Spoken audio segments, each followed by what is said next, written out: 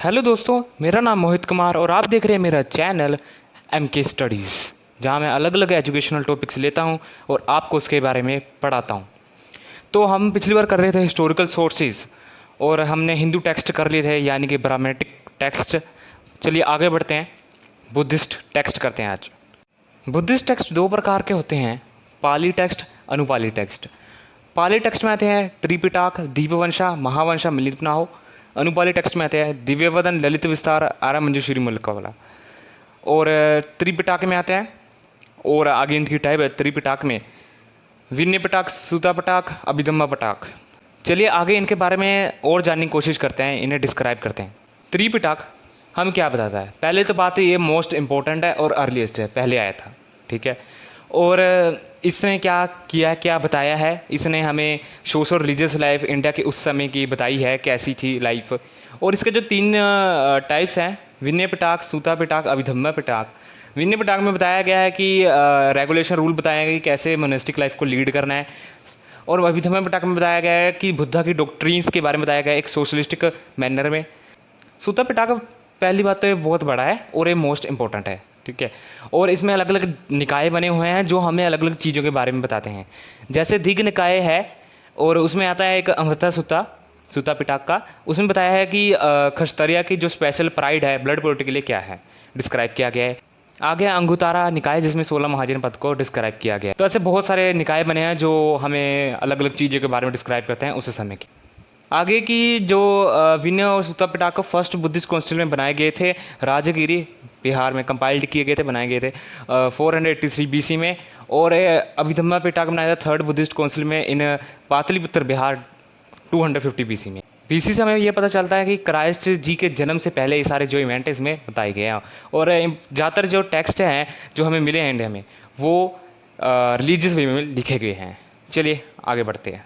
आगे है Dipavamsa, Mahavamsa. 4th century AD में ये बना था दीपवंश। महावंश बना था 5th सेंचुरी AD में। दोनों श्रीलंका में बनाए गए थे। इसमें श्रीलंका की हिस्ट्री के बारे में पता चलता है।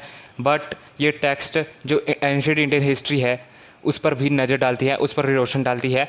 और ये हमें मददगार साबित होते हैं, मोरन की हिस्ट्री को कंस्ट्रक्ट करने में, उसे बनाने में मददगार साबित होते हैं। चलिए आगे है Milind now, that is question of Milind, dialogue between. मतलब ये दो आदमियों के बिटवीन बातें हैं जो उन्होंने की हुई हैं। एक तो ग्रीक किंग था मिलिंद, तो दूसरा था बुद्धिस्ट मोंग नागसेन। और इन्हें कैसे आइडेंटिफाई किया गया है? ग्रीक इंडो रूलर होंगे वो मिनेंडर, और ये होंगे नागार्जुन आइडेंटिफाई किया है, वो मिनेंडर नागार्जुन। और इन दोनों की बातों से हमें पता क्या चलता है? इन दोनों की बातों से हमें पता चलता है रिलीजियस, सोशल और जो इकोनॉमिक लाइफ होगी इन नॉर्थ वेस्ट इंडिया की 1st और 2nd सेंचुरी AD में, उसके बारे में पता चलता है। पॉलिटिकल कंडीशन बारे में बताता है, फॉरेन ट्रेड ऑफ इंडिया के बारे में बताता है। तो चलिए आगे चलते हैं।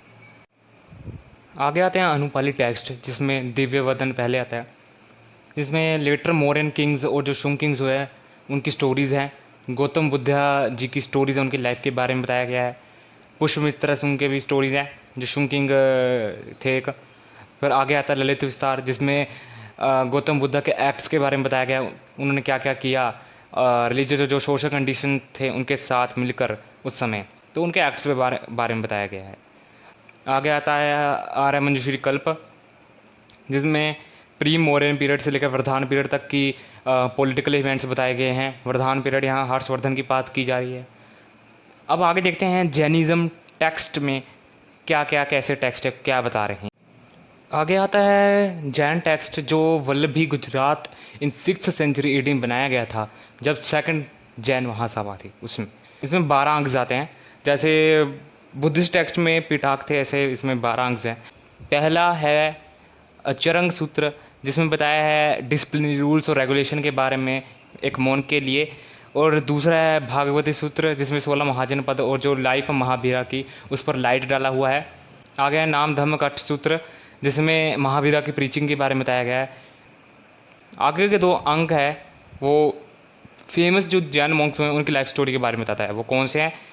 अंत गढ़ दसाओ, अनुतारवय दसाओ, तो ये था। आगे है विवगस्युयम सूत्र, जिसमें कर्मफल के बारे में डिस्कशन की गया है, यानी कि फ्रूट्स ऑफ एक्शन।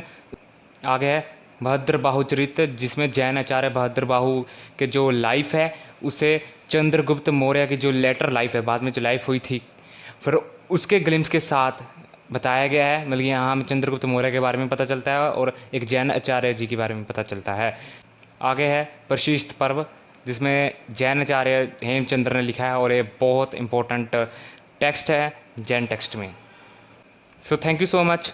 लाइक करें, सब्सक्राइब करें, शेयर करें, कमेंट करें, क्योंकि आपके एक लाइक और सब्सक्राइब से मुझे बहुत मोटिवेशन मिलता है और मैं ऐसे वीडियो लाता रहूँगा।